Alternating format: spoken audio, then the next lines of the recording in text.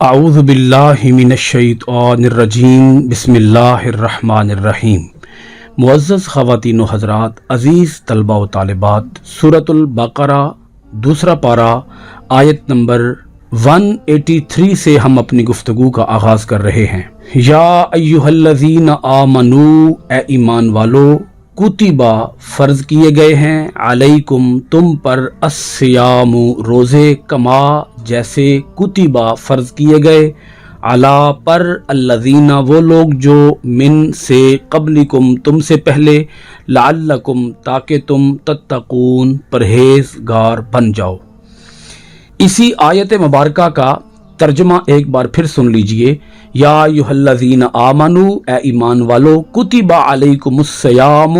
تم پر روزے فرض کیے گئے، کما کتب علی الذین من قبلکم جیسا کہ ان لوگوں پر فرض کیے گئے جو تم سے پہلے آئے، لعلکم تتقون تاکہ تم پرہیزگار بن جاؤ۔ اس آیت مبارکہ کے اندر اہل ایمان کو اللہ رب العالمین نے حکم دیا کہ تم پر روزے فرض کیے گئے ہیں، اور اللہ پاک نے یہ بات بھی بتا دی کہ روزے رکھنا اگرچہ مشکل کام ہے، لیکن یہ مشکل کام صرف تمہیں پر فرض نہیں کیا گیا،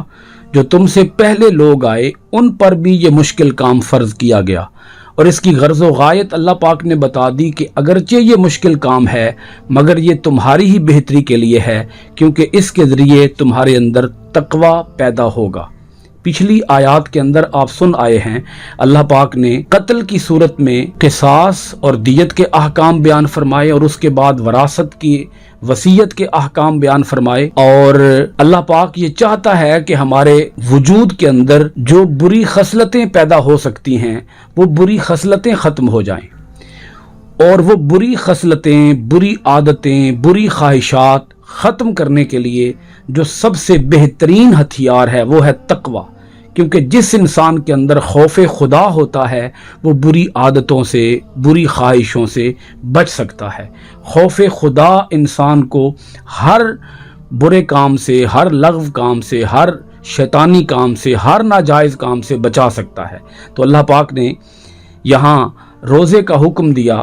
اور اسی کے ساتھ روزے کے تفصیلی احکام بھی بیان فرما دیے۔ اگلی آیت کے اندر سورۃ البقرہ کی آیت نمبر 184 کے اندر اللہ پاک نے روزے کے تفصیلی احکام بیان فرما دیے۔ فرمایا ایامً معدودات،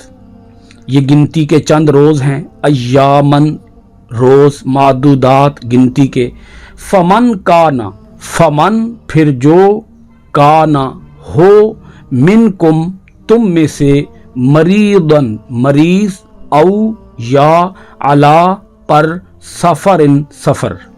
فمن کان منکم مریضن او علی سفرن پھر تم میں سے جو ہو مریض یا وہ سفر پر ہو، فعدتن تو گنتی، من سے، ایامن دن، اخرى دوسرے، تو پھر وہ گنتی کے دوسرے دن پورے کر لے۔ وَعَلَى الَّذِينَ اور ان لوگوں پر جو، یُطِیقُونَہُ اس کی طاقت رکھتے ہوں، فدیۃ فدیہ ہے، طعام کھانا، مسکین مسکین کا، اور ان لوگوں پر جو اس کی طاقت رکھتے ہوں تو ان کے ذمہ ایک مسکین کا کھانا ہے۔ فمن پھر جو، تطوع خوشی سے کرے، خیرن نیکی، فہوا تو وہ، خیرن بہتر ہے، لہو اس کے لیے، وَأَن اور یہ کہ، تصوموا تمہارا روزہ رکھنا، خیرن زیادہ بہتر ہے، لکم تمہارے لیے، ان اگر، کنتم تم ہو، تعلمون تم جانتے۔ ایسا شخص کہ جو مریض ہو یا وہ مسافر ہو تو وہ ماہ رمضان المبارک کے علاوہ اور دنوں میں یہ گنتی کے دن پورے کر لے، یعنی جتنے دن اس کے حالت مرض میں آئے، جتنے روزے اس کے حالت مرض کی وجہ سے چھوٹ گئے، یا سفر کی وجہ سے جتنے روزے اس کے چھوٹ گئے، تو وہ ماہ رمضان کے بعد اتنے روزے اپنے پورے کر لے۔ اب یہ جو جملہ ہے وَعَلَى الَّذِينَ يُطِيقُونَهُ فِدْيَةٌ طَعَامُ مِسْكِينٍ، اس کو ذرا سمجھیے گا۔ جو لوگ اس کی طاقت رکھتے ہوں، یعنی کہ وہ کسی مسکین کو کھانا کھلانے کی طاقت رکھتے ہوں، تو وہ روزہ نہ رکھیں، وہ کسی مسکین کو کھانا کھلا دیں۔ یہ جو حکم ہے یہ حکم منسوخ ہو گیا۔ اس سے اگلی جو آیت آ رہی ہے، آیت نمبر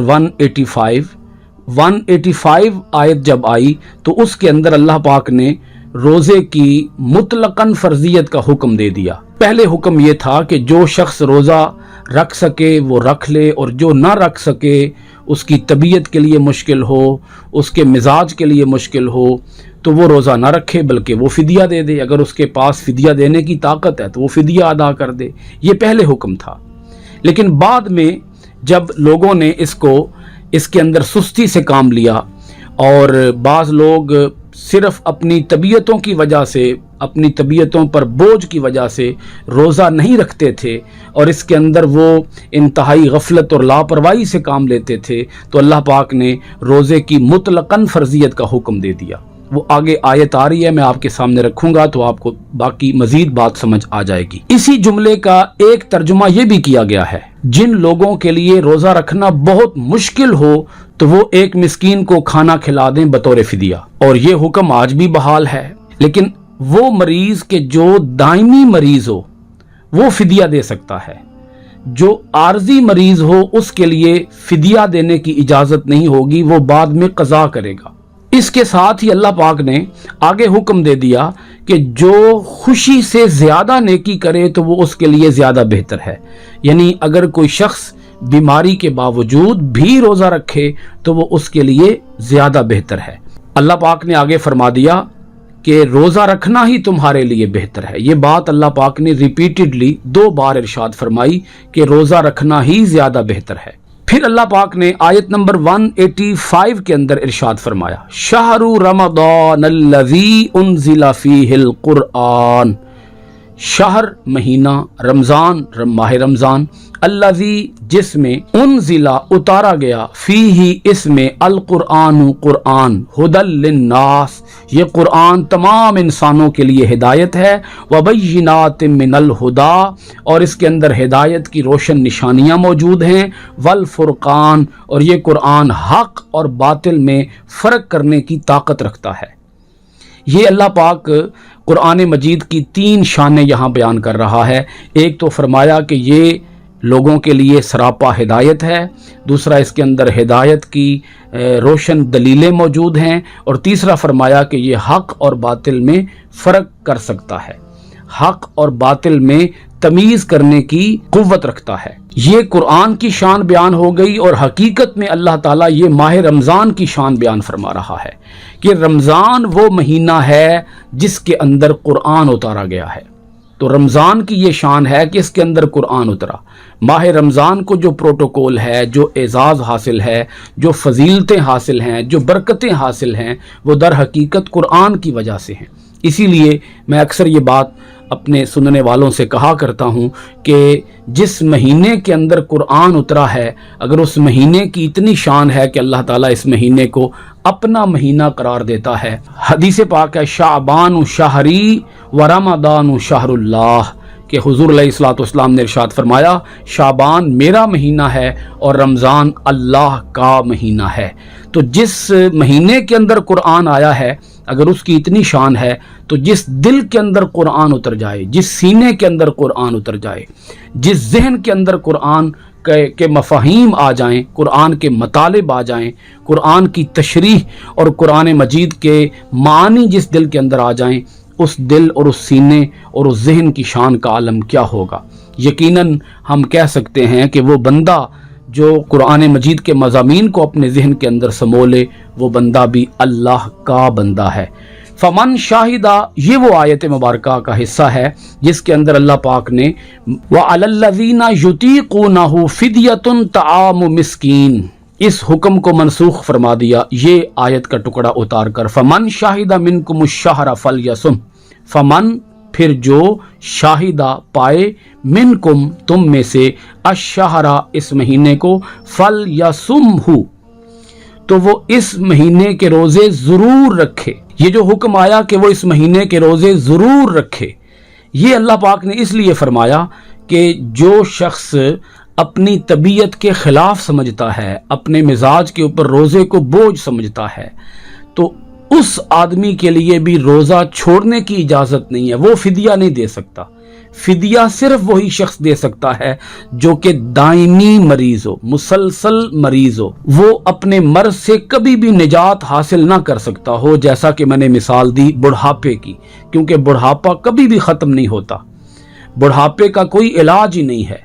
ضعف کا، کمزوری کا، جسمانی کمزوری کا کوئی علاج ہی نہیں ہے۔ تو اگر کوئی شخص کسی ایسی بیماری کے اندر مبتلا ہو جائے جو کہ دائمی بیماری ہو تو وہ شخص فدیہ دے سکتا ہے۔ عارضی مریض جو ہے، جس کا مرض کچھ دنوں کے بعد یا کچھ عرصے کے بعد وہ مرض سے نجات حاصل کر لے گا، اس کا مرض دور ہو جائے گا، تو اس آدمی کے لیے فدیہ نہیں ہے، بلکہ اس آدمی کے لیے روزے کی قضا ہے۔ وَمَنْ كَانَ مَرِيضًا أَوْ عَلَى سَفَرٍ فَعِدَّةٌ مِّنْ أَيَّامٍ أُخَرَ، اور جو کوئی بیمار ہو یا سفر پر ہو تو وہ اور دنوں کے اندر روزے رکھ لے۔ ومن، اور جو کانا ہو مریدن بیمار، او یا علا پر سفرن سفر، فعدتن، تو وہ گنتی پوری کرے، من سے ایامن، دنوں کی، اخرى دوسرے، تو وہ ماہ رمضان کے علاوہ دنوں کے اندر گنتی پوری کرے، یعنی کہ جتنے روزے اس کے حالت مرض میں گزر گئے یا حالت سفر میں گزر گئے تو وہ ماہ رمضان کے بعد اپنے ان روزوں کی قضا پوری کر لے۔ یرید اللہ، اللہ چاہتا ہے، بیکم، تمہارے لیے، الیسرا، آسانی، ولا یرید، اور وہ نہیں چاہتا، بیکم، تمہارے لیے، العسرا، تنگی، ولتکملوا العدۃ، اور وہ چاہتا ہے کہ تم گنتی پوری کر لو، ولتکملوا، اور تم پوری کر لو، العدۃ، گنتی۔ مراد کیا ہے کہ وہ باقی دنوں کے اندر قضا کر لے۔ وَلِتُكَبِّرُوا اللَّهَ عَلَى مَا هَدَاكُمْ، وَلِتُكَبِّرُوا اللَّهَ، اللہ یہ حکم تمہیں کیوں دیتا ہے؟ اس لیے دیتا ہے، وَلِتُكَبِّرُوا، تاکہ تم بڑائی بیان کرو، اللہ، اللہ کی، علا پر، ما، جو، ہداکم، اس نے تمہیں ہدایت دی، وَلَعَلَّكُمْ تَشْكُرُونَ، اور تاکہ تم شکر گزاری کیا کرو۔ سورۃ البقرہ کی آیت نمبر 185 تک ہماری گفتگو مکمل ہوئی۔ انشاءاللہ العزیز اگلی کلاس کے اندر ہم آپ کے پاس حاضر ہوں گے سورۃ البقرہ کی آیت نمبر 186 کے ساتھ۔ اللہ تعالی ہمیں قرآن مجید کا گہرا غور و خوض عطا فرمائے، آمین ثم آمین۔ بہت شکریہ۔ السلام علیکم ورحمۃ اللہ وبرکاتہ۔